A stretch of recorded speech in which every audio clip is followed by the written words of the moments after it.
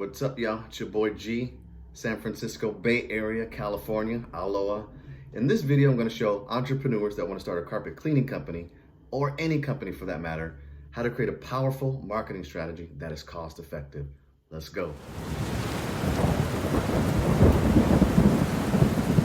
The strategies that I'm going to share with you today are actually grounded in principles that I learned from a former boss. Now, we didn't always get along, we always bumped heads, but I tell you, when I left that company, I was well equipped with a lot of marketing strategies that I currently use for my own businesses. She started off as a small medical clinic, and she grew into this multi-million-dollar company that had multiple clinics all around the Silicon Valley. She had clients such as Apple, Facebook, Yahoo, Western Digital, Kaiser, all of those. And so today what I'm going to do is I'm going to share with you strategies that she used to propel her company into this multi-million-dollar company. All right, so real quick, let's talk about marketing, what it is and how it differs from sales. Marketing is to heighten awareness about your company. It is the art of convincing or persuading a target audience that they need your product or your service. Sales is converting your product or service into money. It's immediate, it's definitive, it happens right away. Marketing is perpetual, it never ends. You're constantly in pursuit of people's attention to heighten awareness about your company and the products and services that you offer. You have to understand that concept first. For example, if you have multiple targets, they would be harder to hit if they were scattered. Marketing, figuratively speaking, corrals them and puts them in your line of fire, meaning they are all collectively thinking the same thing. They are convinced you are the best solution to their problem. Sales is when you actually hit those targets. And you could do that because after great marketing, now they're all in the same location. I use the word corral because it's easier to visualize, but in the marketing industry, this is called funneling. And if your marketing strategy is advanced, you would use analytics to track those that have been funneled. So your marketing strategy is going to be broken up into two categories: digital and print. Digital is going to include websites, social media, email, etc. Print is going to include business cards, flyers, signage, stuff like that. In this video, we're only covering digital marketing. Now let me ask you an off-topic question. Why is it so hard to get weapons on an airplane? It's because security is multi-layered. It overlaps to provide the best coverage. It's designed that way.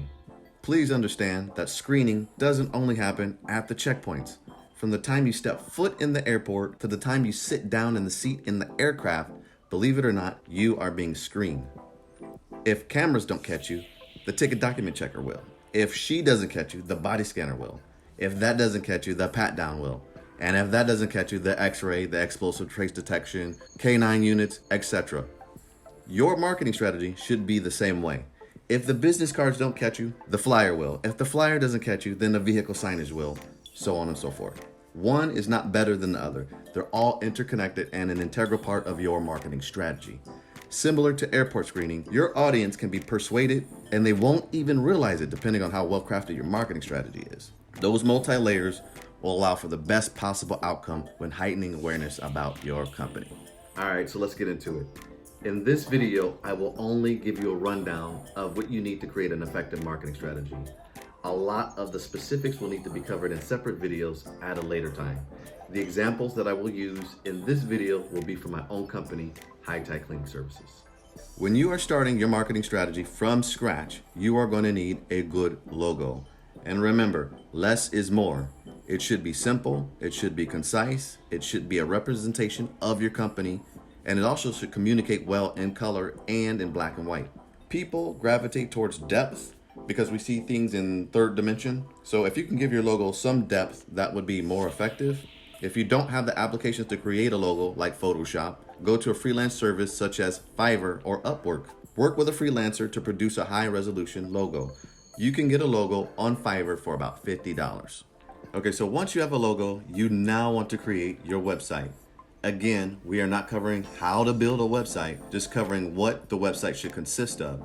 The reason why we do the website right after the logo is because it'll provide two important things off the top that you'll use throughout your entire marketing strategy: your web address and your email.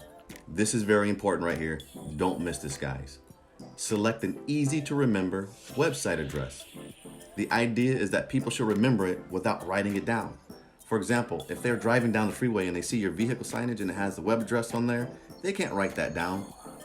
When I had my computer stores, which I've since sold, my web address was theappleteam.com. Every time I had 60 seconds to present my company to someone, I would mention theappleteam.com about 6 times. By the time I was done, you would subconsciously be dreaming about theappleteam.com because I stamped it in your brain so much. On the website, you want to make sure that you include 3 things. You want to have a home page, a product and services page, and a contact us page. On the home page, place the logo clear at the top of the page. The home page should detail what you provide and what sets your business apart from other businesses in that industry. At the bottom, there should be a call to action. Next, you want to create a product and services page. This page will have easy to read bullets of the services that you offer. Again, there should be a call to action at the bottom.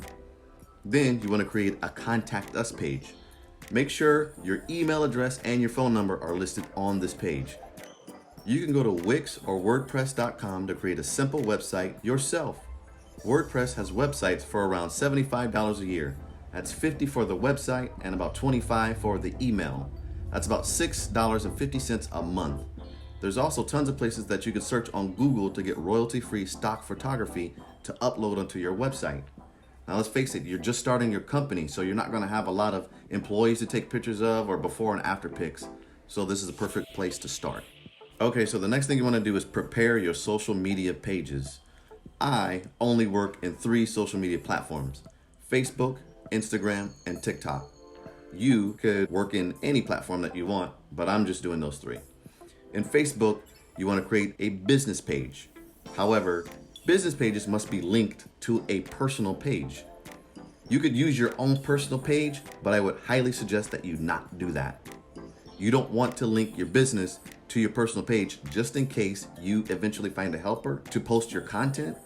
You don't want them to have access to your personal page, right? So you want to create both a business page and a personal page that is related specifically to your business, and then link the 2.